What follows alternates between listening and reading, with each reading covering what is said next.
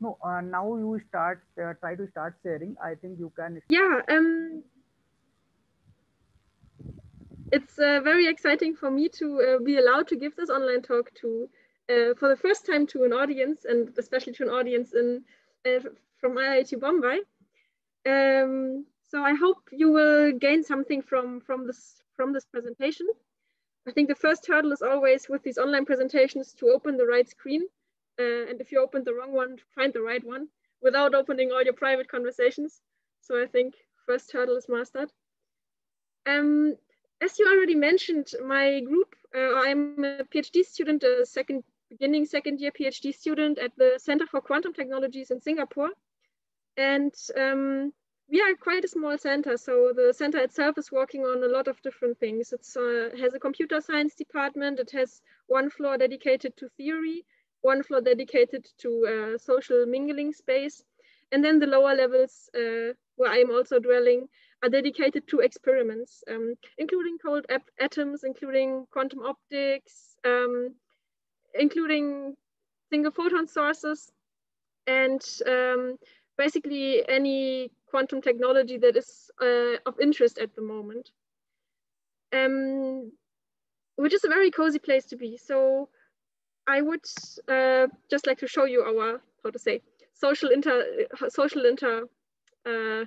inter-exchange place, which has been active before the pandemic started, and I hope it will be active again soon. I would also like to take this opportunity to encourage you to look at this institute and see whether you would be interested in being part of it in any form. And if so, you are more than welcome to contact me or to contact our administration. We are very curious about getting to know new students who are excited about the field, which is really thriving on very interdisciplinary ground.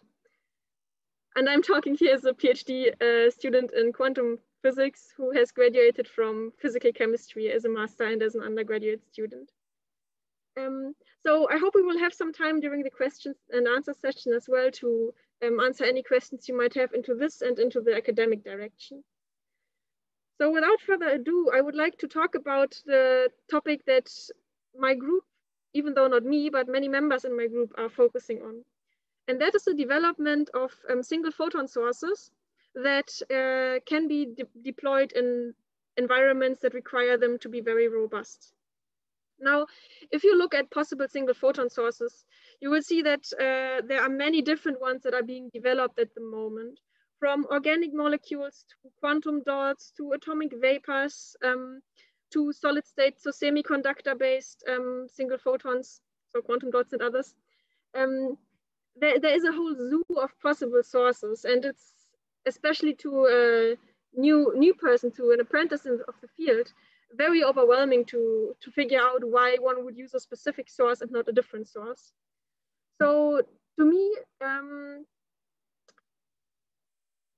the circuit breaker has been quite enlightening in actually explaining or making clear why spontaneous parametric down conversion, oftentimes referred to as SPDC, is really the paragon of current quantum technologies.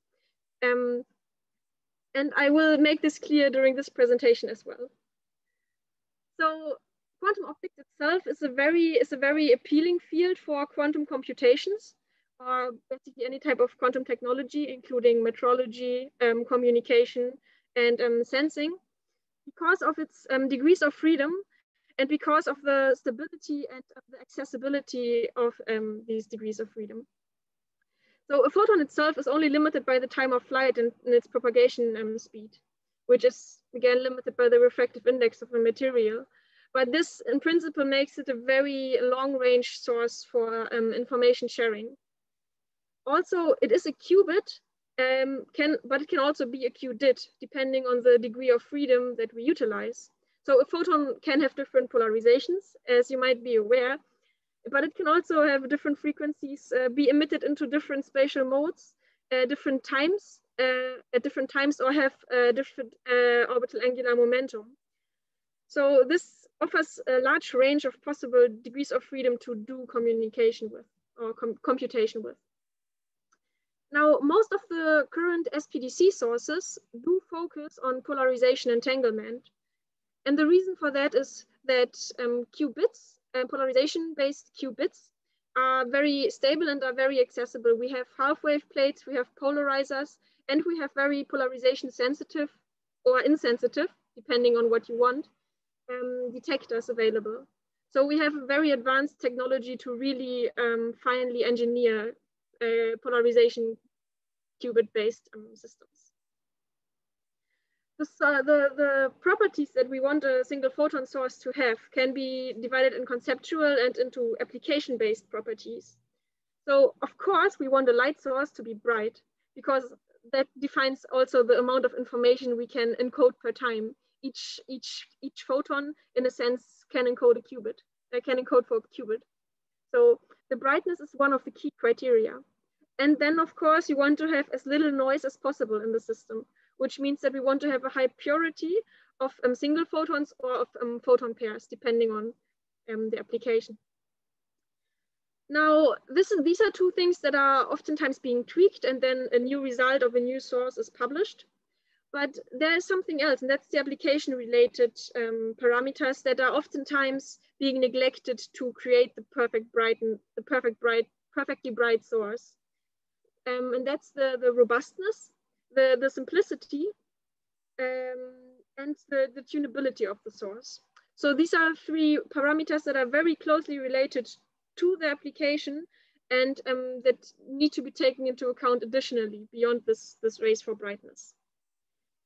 And I will give an overview, or before I will give an overview of deployed sources, of a deployed source that was deployed by our lab into space, and into some other exemplaric sources.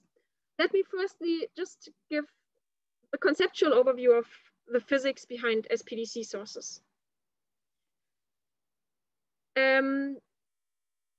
Firstly, the advantages of an SPDC source are that they are highly engineerable.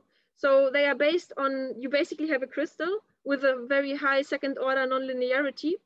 And this crystal has, because of its intrinsic crystallographic properties, a certain nonlinear susceptibility, a certain optic axis, so a certain birefringence, and a certain stability, which means that these sources can be operated at room temperature, which is a very unique feature for a single photon source. They are very stable because the photon generation depends on the relative alignment of the incoming beam and the collection of the outcoming light. And thus they can be made very stable and be maintained with high fidelities. Now, in principle, this sounds like the dream system to work with. But there's one major limitation, and that's the reason why there's so much effort going into developing other sources. And that's that the thermal emission statistics of the source mean that you will never have a unit probability that the source will emit a certain photon pair at a given point in time. So you can increase, of course, the pump power. You pump a crystal and then it starts to emit single photons. But the more you increase this pump power, the higher you will have, the higher of a probability you will have that you actually have a multi-pair emission, which means that the maximum probability of having a single photon pair emission is 25% per incoming photon. And that is the fundamental limitation, which means that if you want to have a computational network based on photonic phase interference and such synchronized efforts, you run into very strong limitations with these sources. However, they are very potent when it comes to fundamental quantum physics, quantum key distribution, quantum random number generation, and yeah, in communication and metrological applications.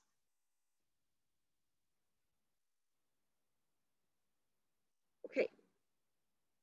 So as I just told you, there are of course also sources based on 4-wave mixing, But the reason why three-wave mixing, so this SPDC, is so popular is because the second-order nonlinearity is usually much stronger than the third-order nonlinearity, which means that you have usually a higher rate of photon generation. Several 100,000 are not uncommon anymore. Depending, however, on how well you engineer your system, it's quite critical. The fundamental concept is that you have an incoming photon of a given frequency, so a pump photon, which is then incident on this nonlinear crystal, and upon incidence, spontaneously decays into an idler and a signal photon. This happens parametrically, meaning that the total energy of in the light fields stays the same. So there's no dissipation happening.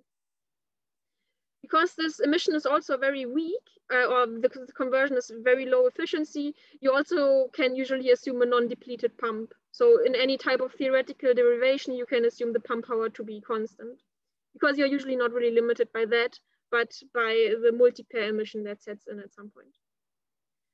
Yeah, so that's basically the reason why it's called spontaneous parametric down conversion. It's a spontaneous process, it's parametric, no energy in the light fields is lost, and it down converts one pump photon of short wavelength to one signal and one idler photon, which can have the same wavelength or can have two different wavelengths, depending on your geometry. The most important criterion that you have to consider when you build your SPDC sources is the phase matching, which means that you want the wave vectors of your signal and idler photons to in total sum up to the wave vector of the pump photon. This is a fundamental condition because you will at some point also otherwise encounter destructive interference between the pump field and the down conversion field, and that will effectively degrade your conversion efficiency. So this mismatch is supposed to stay, this delta K is supposed to stay as small as possible. And there are different techniques to address that. And if you ever look into the literature of SPDC sources, you will see that there's a myriad of possible geometries, crystals, and experimental assemblies to achieve this down conversion process as effectively as possible. The most important difference between, or the most important classification is, however, this one, that you either have quasi-phase matching or something called critical phase matching. Based on that, you can have different types of geometries of the emitted photons. And these emitted photons can have different polarizations, which is then specified by type 0, type 1, or type 2.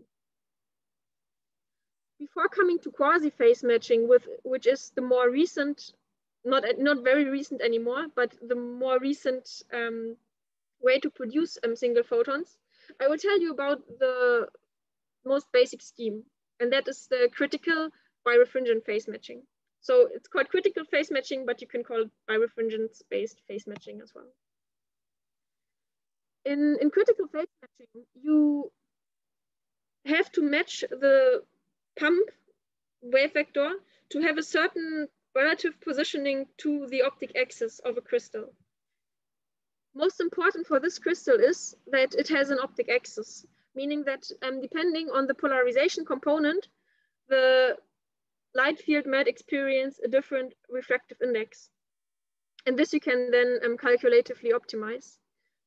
You refer to these axes as extraordinary and ordinary ray. I will not make you remember these two terms because it's impossible to not confuse them over and over again. At least for me, I always have to look at a graphic to make sure I'm not mixing them, to admit that. But what you can see here is that only due to this birefringence is it possible to actually create one signal and one idler photon that in total sum up to the wave vector of the pump, shown in the upper right corner. Now, this phase matching is called critical because the pump alignment is critical. The pump alignment relative to the crystal is critical. If you have a slight de-alignment, you will majorly degrade the conversion efficiency. Again, because this momentum vector mismatch is impeding on the constructive interference of the light fields.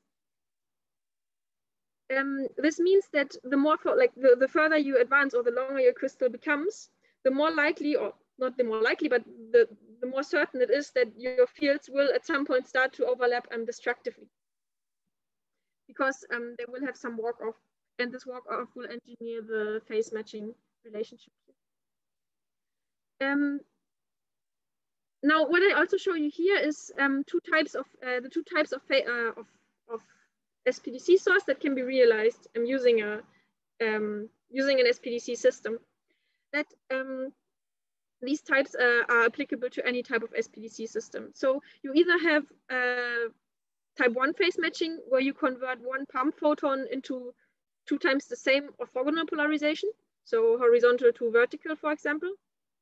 And we have type 2 phase matching, where we convert the pump photon into 2 polarizations that are parallel and orthogonal to the original polarization. Basically what you can see here.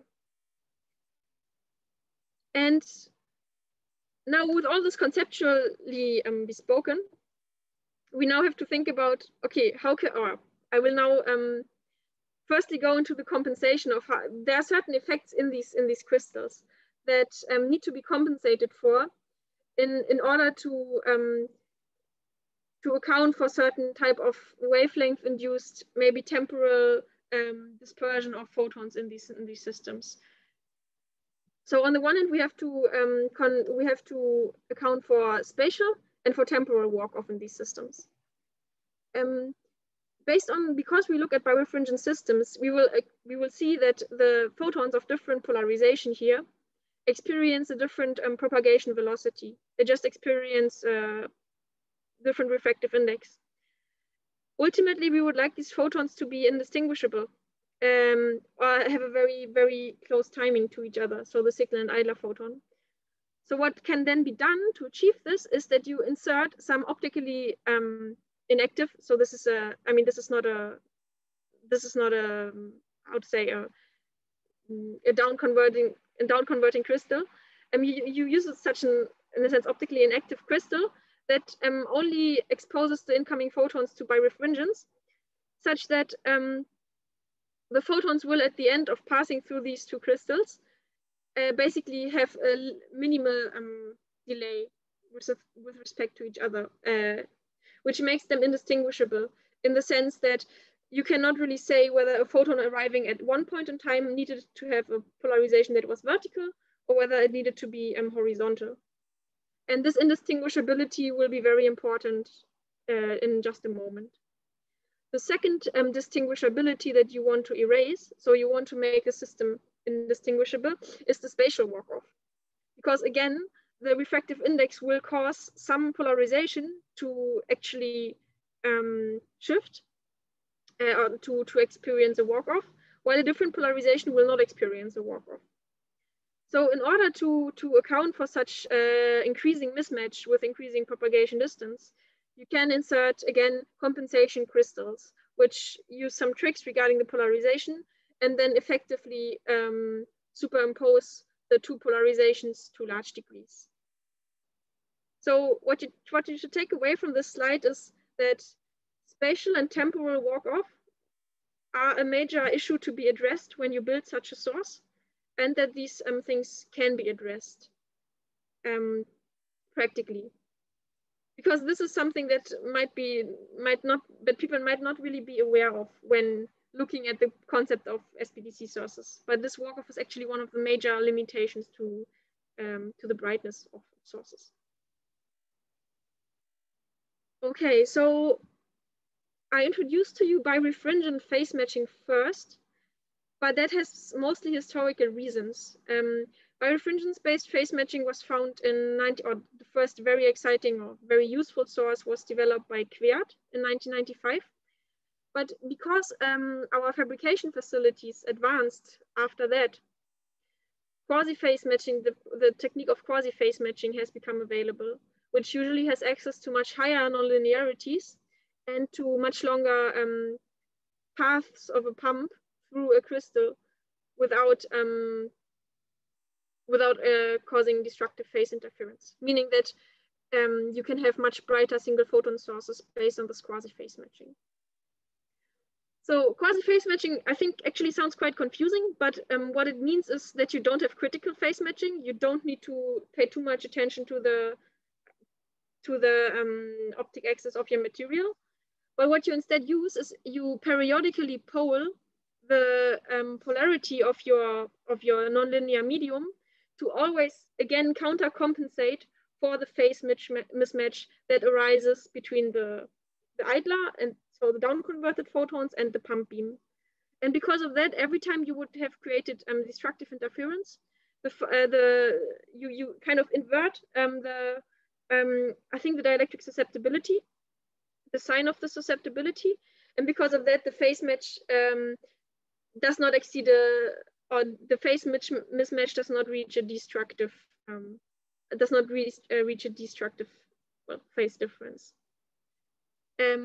That means that by adjusting the temperature and by adjusting the grating period, you can change the allowed wave vectors for which the phase mismatch can be compensated. So you try to adjust the poling period and the temperature of your crystals here. And that leads to much brighter sources than what could be achieved in the birefringent sources I showed you earlier.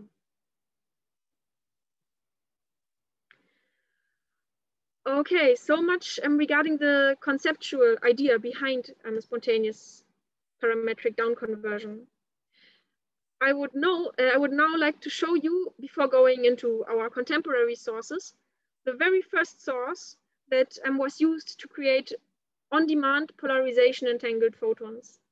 And this will be a very instructive example, which you can actually follow visually, and it will basically illustrate the entire principles there are to SPDCs.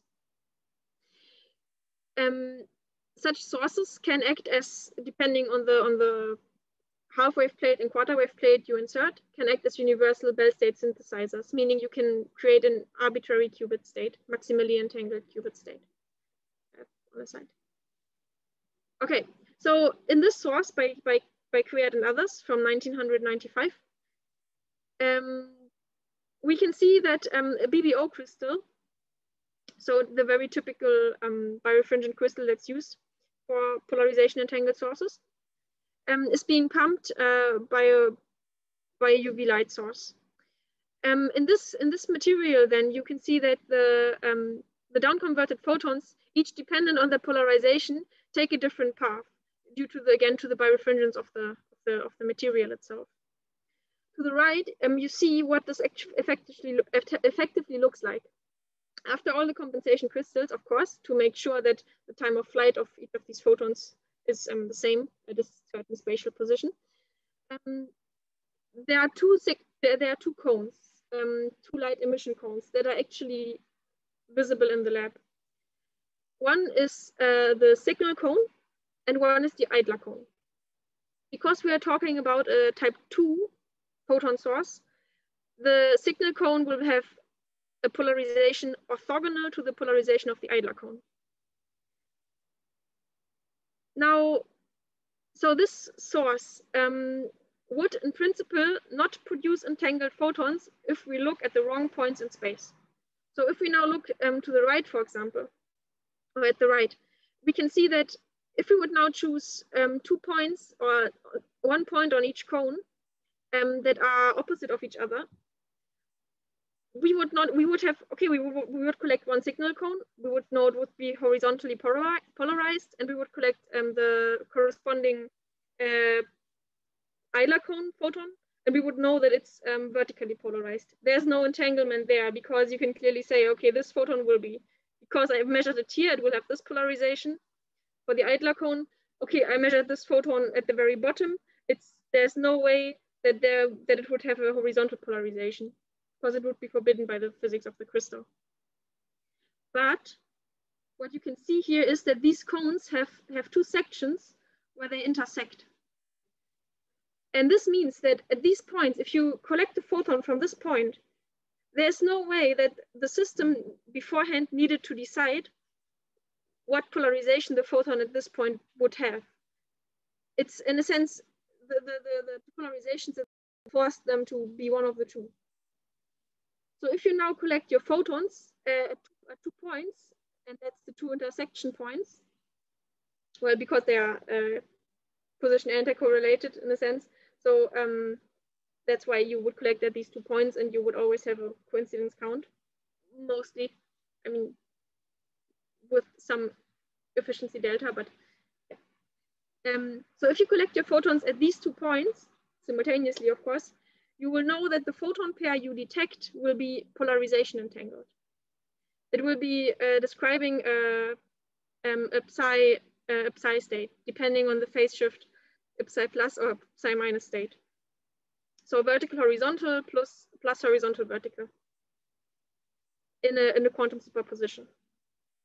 Now, what's important to note here, because I personally found that rather confusing, there are many degrees of freedom, and we are talking about polarization here. Wavelength has not yet been discussed.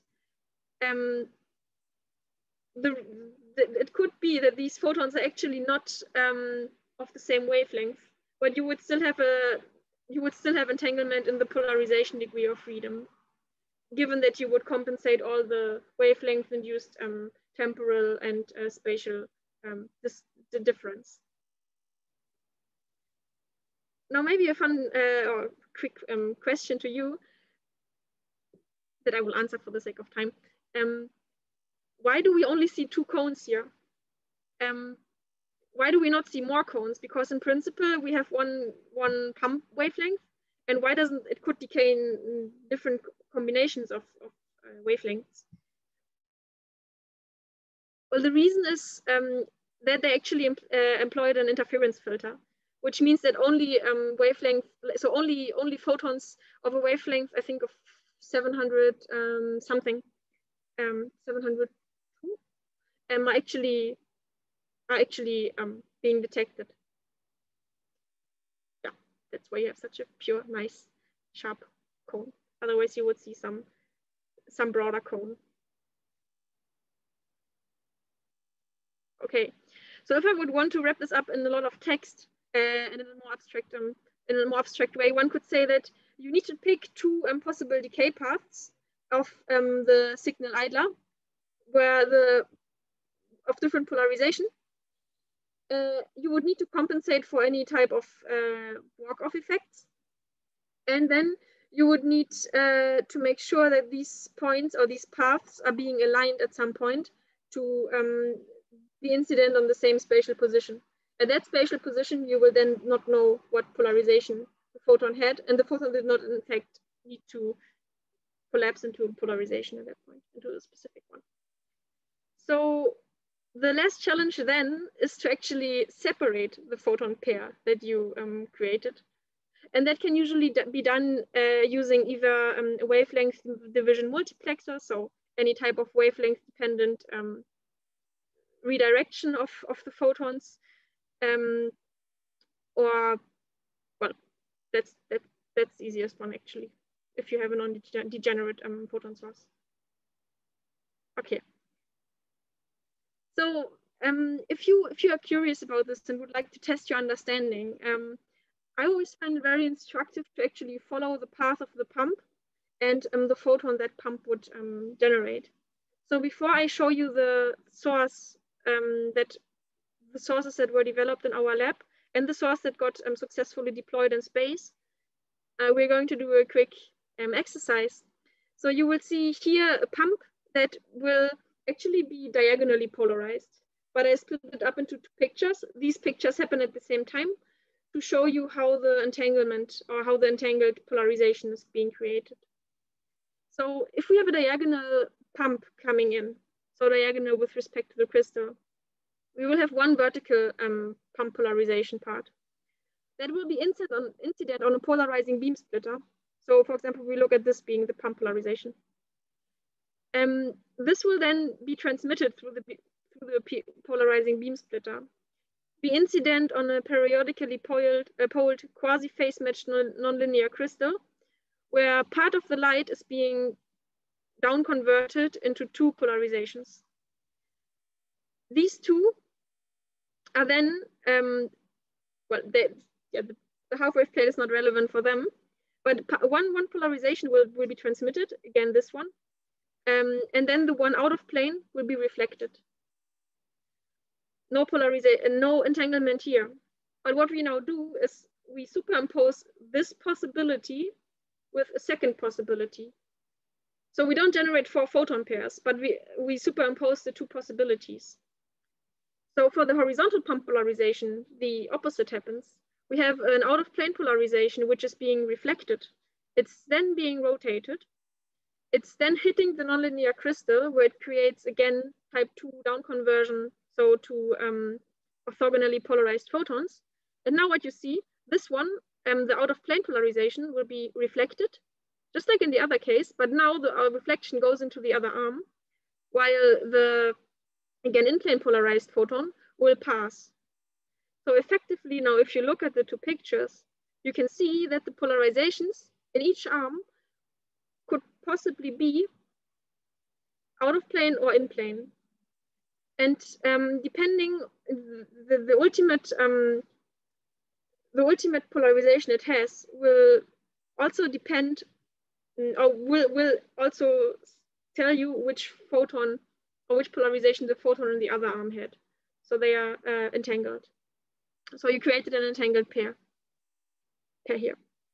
Yes, I did not draw the compensation elements because they are tedious to draw and would only confuse you, but we have to assume that there are some polarization compensating, polarization maintaining work of compensating elements in here. Okay, usually these sources are only relevant for an entanglement visibility above 99%, because it's become a relatively competitive field from what I can tell. Also, what's maybe important to know is that these sources can span a vast range of wavelengths. I'm showing you now 3 sources that have been developed in our group over the past 2 years. And you can see that from the visible to telecom, I think also in telecom, basically a very broadband signature of the generated photons can be achieved. Sometimes that's desired, sometimes you want them to have a very low degeneracy and very narrow emission bandwidth, but yeah, that depends on the application. Okay, let me see how I'm doing time-wise. Okay, I think I just quickly mentioned these 2 sources. I don't know who named them, the Pomo Papa and the Pakis source. And you see that they're all relatively bright, especially the ones now we now developed using PPKTP, so quasi-phase matched configuration, are brighter than the source we actually deployed, that was actually deployed in space 2 years ago, 1 year ago.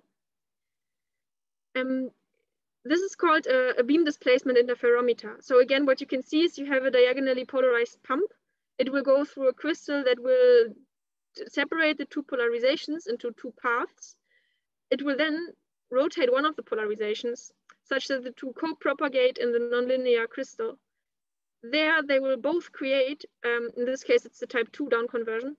So they will both create vertically no, it's a type 0 down conversion. They will both create vertically polarized photons. And then one arm will go through, again, a polarization rotating element. Then again, using the birefringent of an inactive crystal and some temporal compensation, which is the IVO4, you create a superposition of possible polarization states, which is then being divided by their momentum component, which is done using this wedge prism here. So instead of wavelength, what you use here is a polarization. Is a momentum dependent distinction of the two photons, of the 2 polarizations. again, this wedge mirror is used in this PAPA source with a narrower emission. Okay, well, now I've been praising quasi-phase matched sources so much, but actually the source that was deployed in space a year ago was a critically phase matched source. So the first question one might ask, why did they deploy a critically phase matched source? You see the source here. It is not as bright as the recent sources, but you can see something very important here. And that is, it's incredibly simple. This entire setup looks incredibly simple. You have two optically active nonlinear crystals. You have one polarization rotator between them. And based on these elements, you have an entangled photon source that can be placed in taking up a minimal amount of space. And this is the reason why it was chucked into one of these small 3 × 10 cubic centimeter devices. No, not 10 cubic centimeter, but 10 × 10 × 10 centimeter devices, and launched into space. The mission is called Spooky 1, and was the first mission after the so-called Meteors satellite from China to achieve entanglement generation and detection in space. The most important aspects now about such a source are not just the brightness, because this is in a sense a fundamental demonstration. You don't want the brightest source on such a first proof of principle. You want a source that doesn't break during the launching process, that doesn't take up billions of dollars of space, if you want to translate space into money. And you don't want the source to de-align due to the induced temperature fluctuations during its orbit around Earth. And that is the reason why the birefringent source was used. You can see here again the satellite, which we also have in the neighboring lab. It looks quite ordinary, actually, if you look at it, just like a box with solar panels around it, but probably the most expensive solar panel box I've ever seen in my life. And the box itself fulfills these criteria. It can operate in a temperature range from 16 to 21 degrees Celsius. It's milled into a titanium housing with stainless steel flexure stages, and it needs to be operatable at very low voltages, which means that you have very low room to play with temperature compensation and current sources for your photodiodes for the quenching of the detection mechanism behind your photodiodes. So the actual source is tiny. You can see this. You can see the source together with the Bell measurement, so the measurement that confirms the entanglement. It's a tiny source, and they are actually managing to miniaturize it further. But this is the one that has already shown the entanglement, and it can only create 2,200 pairs per second in this constellation. Yet it was a major success for the engineers and scientists that were working on it here at CQT. So with that, I would like to come to a close of this presentation. And it's always hard to take a lot with you from such talks, I think. But what I hope you have learned is that SPDC sources are so popular because they are amongst the most robust, brightest, controllable and versatile sources for entangled qubits in many dimensions or degrees of freedom. The reason why they are not the universal solution is that they do have indeterministic emission rates and might, for integrated photonics, not be the easiest to be integrated on chips. So that is an active field of research. So they are not the easiest to be integrated yet. But yeah, so this basically boils down to the largest limitation. And thus they are very useful for any type of metrologic, spectroscopic, quantum random number or other quantum physics application. Okay, so if you're actually an engineer or scientist working on these sources, what you need is good fabrication techniques, material science to create nice crystals or have a good supplier of nice crystals. You need to be creative with the geometric components and arrangements you have and the half-wave plates or the arrangements. And you need to have very high efficiency detectors to actually report good characteristics of your sources. Would be a shame to lose out on that. And yeah, that's basically the recipe you need for these sources. So with this, I would like to thank you very much for your attention over the past 45 minutes. I'm showing you part of my group. The person here is my professor, together with many people from my group. And I hope that you might have learned a little bit and close here.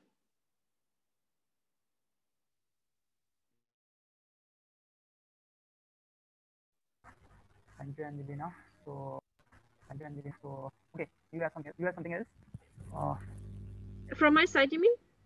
Yeah. Are you done, or you have something else? You showed some slides, I think. Oh no, that's just additional Okay. information. Okay. But Okay. Okay. Okay, so now session is open for Q&A session. So we have already some questions. So first question is by Abhilasa. It is, can you please elaborate what is this Adler cone? So yes. Okay, great. Yes. So signal and idler, that's the common terminology. But what you have one pump photon, and it decays into two photons, and the two photons, the two decay photons, are being called signal cone or signal and idler photon. So signal cone and idler cone means you have just kind of a ring of possible positions to which the photon could have been emitted. So it's the emission cone of the idler photon. Typically, the idler photon has the longer wavelength compared to the signal photon. But if they are degenerate, that doesn't apply, and you just choose arbitrarily which ones you call signal and idler photon. That's the name should not put you off. It's just really two photons emitted into the same cone or into different cones, depending on your down conversion geometry. okay, so we have another question by Abhilasa also. So how this quantum entanglement of the photons done? Yes, actually, I think that's quite a beautiful concept here, and it's people also call it the idea of a quantum eraser.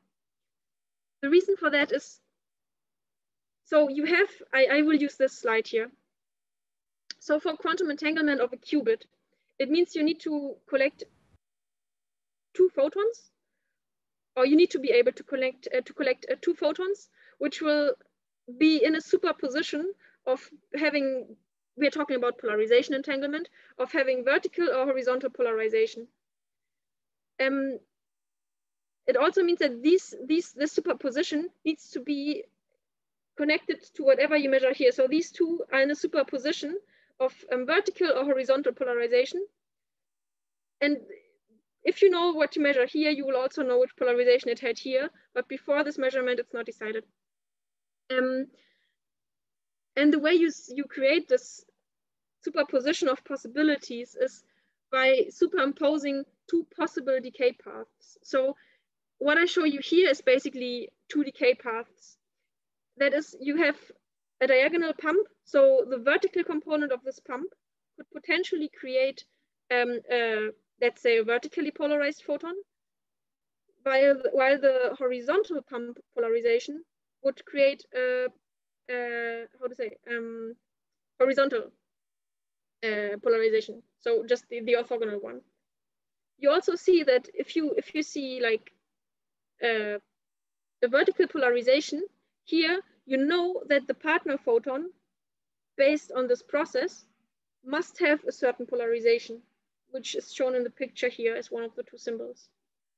But these are two possibilities. They are not yet physical reality. And if you collect these photons, you need to, so you have this, basically you capture this possibility, or you capture a photon that can have these two possibilities of, that could have had these two possibilities of polarization to reach this point. So in a sense, the photon you measure did not need to disclose this information before it reached your detector. And because it's a pair process, like whatever you measure here, whatever pair photon you measure here will have a correlation to the other pair photon. Because of that, you have this entanglement. So, yeah. Okay, so we have one more question. Hope she will understand. One question is in the first SPDC experiment you presented, what does the thickness of the rings depend on? Is the phase mismatch or wavelength spread? That's a very good question because exactly so partially it depends on the emission bandwidth, so on the range of frequencies in which the SPDC process can happen in the crystal, which depends on your geometry. And it also depends on the, I guess, on the phase phase interference between neighboring photons. So you would, of course, once they start to have a destructive interference, then you would not detect any photons at that point. So I think most importantly is really the bandwidth, the wavelength range of possible emission events. So the narrower your bandwidth, that's also why they used this frequency filter, this narrow band frequency filter, the sharper your cones. Okay. Okay, we have one more question. How do SPDC-based entangled photon sources compared with ones based uh, on semiconductor quantum wells, commercially and fundamental physics wise?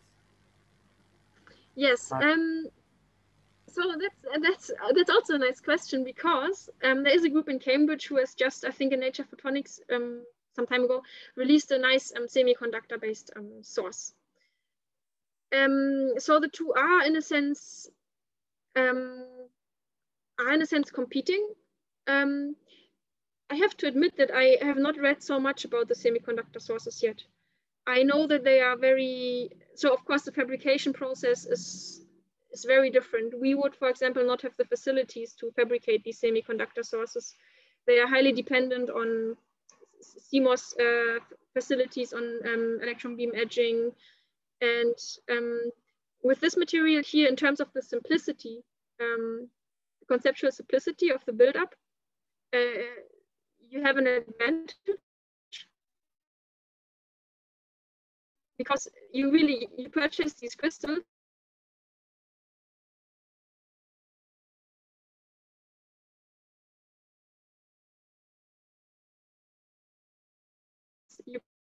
sources. I believe that the temperature range is quite, because you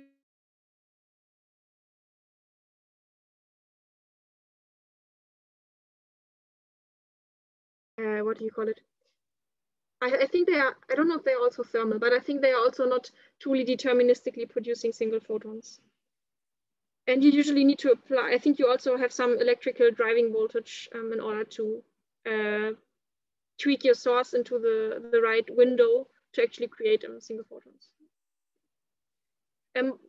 But I have to tell you that there are good publications out there, which I also should read to have a proper knowledge about how to really differentiate the two. Okay, so we have one more question. So you mentioned about implementation of qubits in prototype BBO based SPDC system you presented. Have people looked at other degrees of freedom other than polarizations, or does it require a more complicated geometry? Yes, for sure. The other degrees of freedoms have been hugely investigated as well. The reason why we are so eager to look at polarization is because in quantum key distribution, so in the distribution of an entangled state, and in performing measurements of them, almost none can reach the accuracy that polarization entanglement can. So for example, you can also have time energy. So emission time and energy entanglement that you can look at, but it's extremely challenging because of your detection, like of the timings of the detection times and jitters of your detectors. It's extremely challenging to have a simple, reliable setup to detect and read out certain information from such states. So you might want to look into things like the Franzen interferometer, which looks into, for example, temporal correlations of photons, of SPDC photons, and non-local dispersion. But for communication and information tasks, that's the reason why we look mostly into polarization. Okay, one last question we have. So, can you briefly explain about BBO crystals? Why quasi-phasing matching curve have staircase instead of smooth straight line? In SPDC slide, please explain the wave function. The function represents what? Sorry, can you direct me? Do you mean this slide? Okay, so I think in which one you saw the wave function? Yes, he's talking about that. I think next of this, you showed some wave function. Uh, yeah, no, next.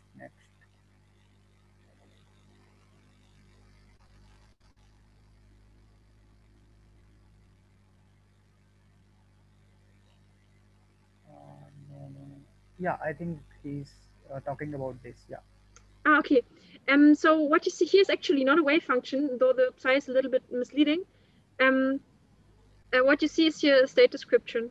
So the for maximally entangled state for a qubit space, so for this binary quantum space, well, this binary readout, this binary computational basis, you usually describe this in terms of the Bell states. And this just means that you, for example, have an entangled source that is a superposition of vertical and horizontal in one arm and horizontal and vertical in the other arm, or that you have both photons either vertical or both photons either horizontally polarized with a certain phase accounting for the sign here. So if you have, yeah.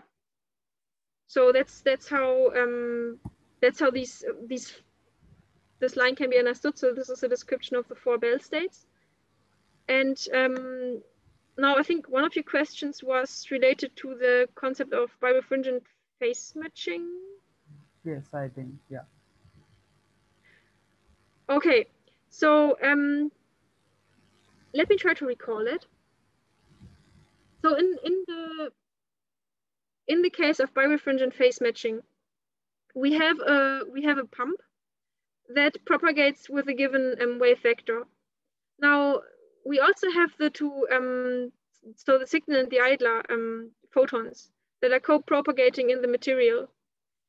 And depending on the length of this material, when there is no phase matching, you will see that the relative phase of the pump will interfere destructively with the phase of the, in principle, generated signal and idler photons, which would lead to a destructive interference of the possible light fields.